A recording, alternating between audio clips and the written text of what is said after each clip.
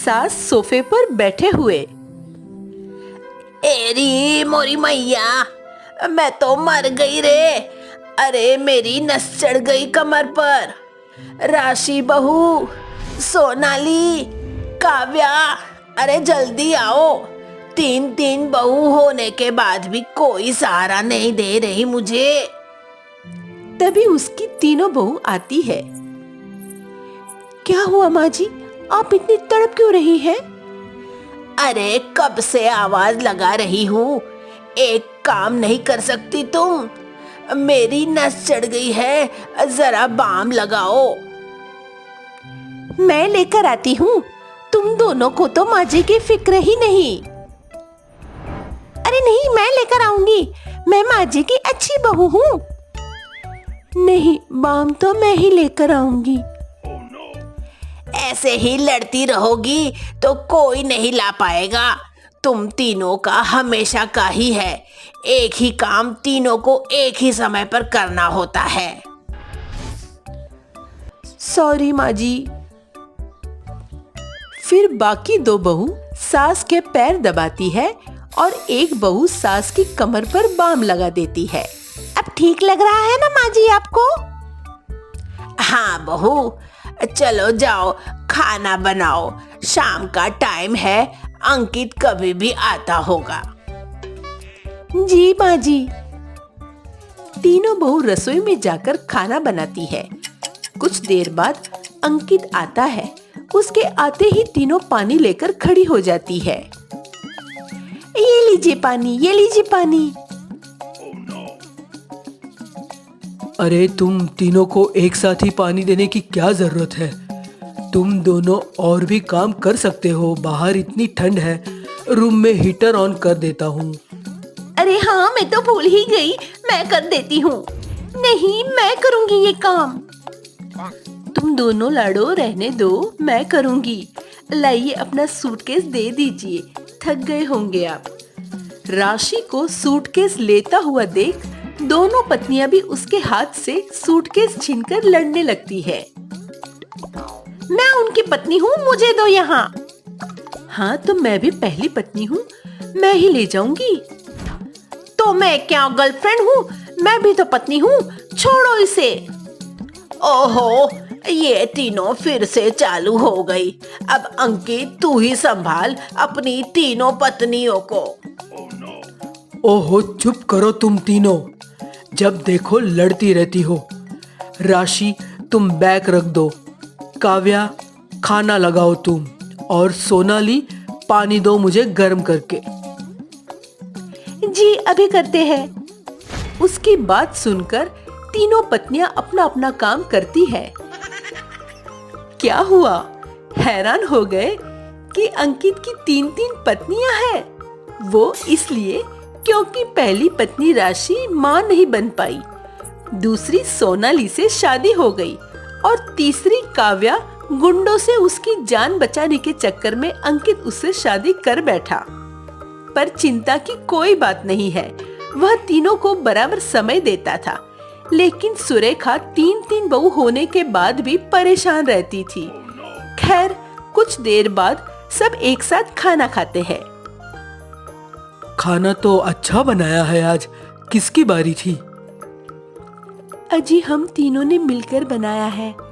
यह लीजिए गाजर का हलवा। ठंड में ये नहीं खाया तो ठंड का मजा कैसे आएगा? यह बात तो 100% सही बोली तूने। अजी ठंड से याद आ गया, अभी तक हम तीनों हनीमून पर नहीं गए। मेरा मन था कि ठंड में कुल्लू मनाली मसूरी जाए, अब चलिए ना। मुझे भी जाना है अंकित जी, मुझे भी जाना है। मैं क्या ठंड में यहाँ रहूंगी? सबसे पहला हक तो मेरा ही है, मैं भी चलूंगी अंकित जी। अच्छा ठीक है, बॉस से छुट्टी लेकर प्लान बनाता हूँ। सुरेखा मन ही मन में बोलती है। क्या मतलब, यह तीन तीन चुड़ैल बहुएं मेरे बेटे के इतने सारे पैसे उड़ा लाएगी, वह भी हनीमून पर? मैं तो इन्हें कहीं नहीं जाने देने वाली। अरे बहुत ठंड में जाने की क्या जरूरत है, तबीयत खराब हो जाएगी। और मैं क्या अकेले रहूंगी? फिर कभी चले जाना। चारों अपने अपने काम में लग जाते हैं। ठीक है अंकित जी। एक हफ्ते बाद चारों फिर से हनीमून के लिए तैयार होती है, तो सुरेखा जरा से गिरकर टांग टूटने का बहाना बनाती है। अरे मोरी मैया, मेरी टांग टूट गई। अब मैं कैसे घर में रहूंगी? अब माफ करना, तुम तीनों बहू मेरी वजह से अब तुम्हें रुकना पड़ेगा, क्योंकि खुद से तो मैं काम नहीं कर पाऊंगी। इसका क्या मतलब? फिर से कैंसिल हो जाएगा हमारा हनीमून? हाँ काव्या, माँ को ऐसी हालत में छोड़कर नहीं जा सकते। कुछ न कुछ तो गड़बड़ हो रही है, कहीं ठंड ही खत्म ना हो जाए। तुम माँ जी को बाम लगा दो, मैं सूप ले आती हूँ, फायदा रहेगा, वैसे भी ठंड है। बाम कमरे में है, मैं लेकर आती हूँ। इतने में तीनों बहू उसके कमरे में आती है तो कुछ सुन लेती है। क्या बहाना मारा मैंने, अब तो मेरी तीनों बहू का हनीमून ट्रिप कैंसिल हो गया मेरी वजह से। अच्छा, तो ये सब माँ जी ने हमें रोकने के लिए किया था। पर हम भी कम नहीं है, अब बड़ी सासू माँ को बुलाते हैं। अगले दिन ही तीनों चालाक बहू सुरेखा की सास यानी अपनी दादी सास को बुला लेती है, जो कि बहुत स्ट्रिक्ट थी। उसे देख सुरेखा की हालत पतली हो जाती है। माँ जी, आप यहाँ अचानक? हाँ, मैंने सुना तू मुझे बहुत याद कर रही है, मेरे साथ वक्त बिताना चाहती है और तीनों बहुओं को हनीमून पर जाना है, तो वो घूम भी लेगी और मैं तेरा ख्याल भी रख लूंगी। जी माँ जी, इन बहुओं को तो मैं छोड़ूंगी नहीं। सच में दादी जी सास आप बहुत अच्छी है। हाँ हाँ बच्चों। बहू, तू सुबह सुबह टहलने चलना मेरे साथ, देख कितनी जल्दी तेरा पैर ठीक हो जाएगा।